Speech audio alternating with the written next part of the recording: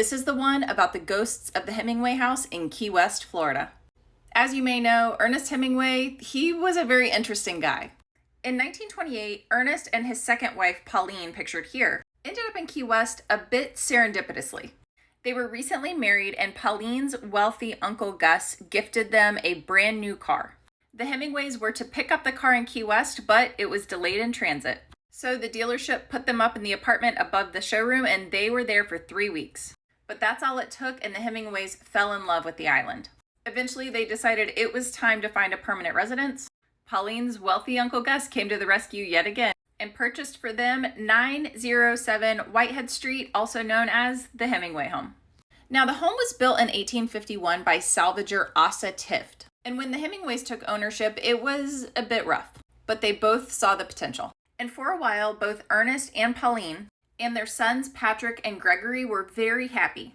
Ernest spent his days doing two of his very favorite activities, writing and fishing, while Pauline filled her days taking care of their boys and overseeing the restoration and remodeling of their home. There's a very famous and funny story about the pool that they had installed. It was the first in-ground pool in Key West and the only pool within 100 miles. But it came with a cost to the tune of $20,000. And that's a lot of money today, but back in 1937, that was a staggering figure. When Ernest found out how much it cost, he took a penny out of his pocket and pressed it into the freshly poured cement surrounding the pool, and jokingly said, "Here, take the last penny I've got." That penny is still there today. During his time in Key West, Ernest was also gifted a six-toed cat by a friend and ship's captain, and that cat was named Snow White. And today there are right around 60 six-toed cats that still live on the grounds, some of whom are direct descendants of Snow White. Ernest was very prolific in his writing when he was in Key West. And as I said, the couple were happy for a time. Towards the end, what they had working against them just ended up being too much.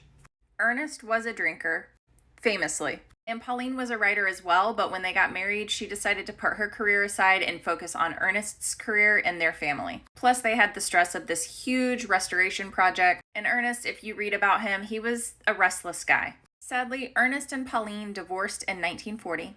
And 2 weeks later, Ernest married his third wife, Martha Gellhorn. And despite Ernest's deep love for Key West, they settled in Cuba. Pauline stayed in Key West until her death in 1951. She too loved the island and their home. Ernest spent the rest of his days traveling and writing. He also married a fourth time to Mary Welsh Hemingway. Eventually, Ernest passed at his own hand in Idaho in 1961. Ernest, he led a heck of a life.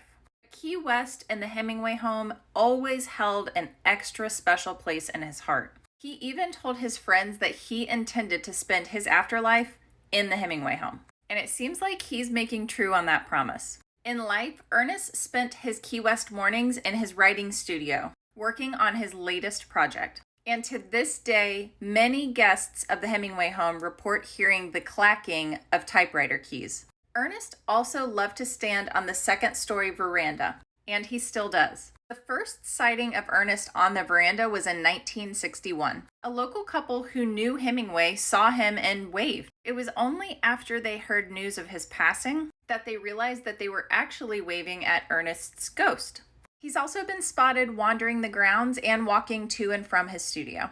Funny enough, it's reported that Ernest was bothered by tourists and looky-loos in life, but in death, he seems to be just fine with all the visitors at the home.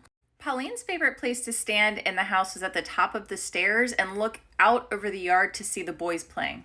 And that is still her favorite place to stand. Many have seen her standing, looking out over the beautiful grounds. Now, one thing about Miss Pauline, she loved to smoke. And oftentimes she would stand at the front gate and have a cigarette. Her ghost has been spotted at the front gates, and some have even reported spotting discarded, still smoking cigarette butts shortly after seeing her apparition at the gate. Hemingway home's most adorable ghosts are those of our dearly departed six-toed kitties.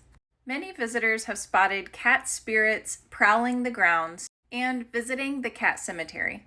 Ernest and Pauline and their boys were very happy here in Key West, seemingly so happy that they choose to still spend time here in death. And luckily for us, they seem very contented and happy to share their space with visitors.